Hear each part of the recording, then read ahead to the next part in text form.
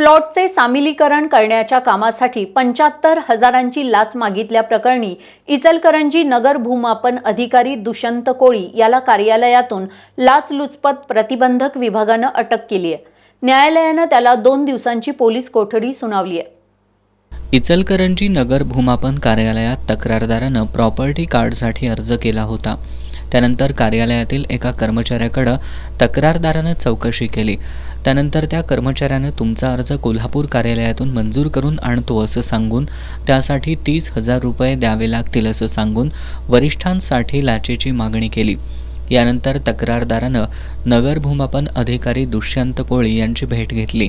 यावेळी कोळी यानं प्लॉटचे सामिलीकरण करण्याचं काम जिल्हा अधीक्षक भूमी अभिलेख कोल्हापूर कार्यालयातून करून घेण्यासाठी तक्रारदाराकडे त्यांच्या वरिष्ठांसाठी 75,000 रुपये लाचेची मागणी केली। याबाबत तक्रारदारानं लाचलुचपत प्रतिबंधक विभागाशी संपर्क साधला। यावेळी लाचलुचपत विभागानं केलेल्या पडताळणीत भूमापन अधिकारी दुष्यंत कोळी वरिष्ठांसाठी 75,000 रुपये लाचेची मागणी केल्याचं निष्पन्न झालं। त्यानंतर लाचलुचपत प्रतिबंधक विभागानं कोळी याच्यावर गुन्हा दाखल करून त्याला कार्यालयातून ताब्यात घेतलं।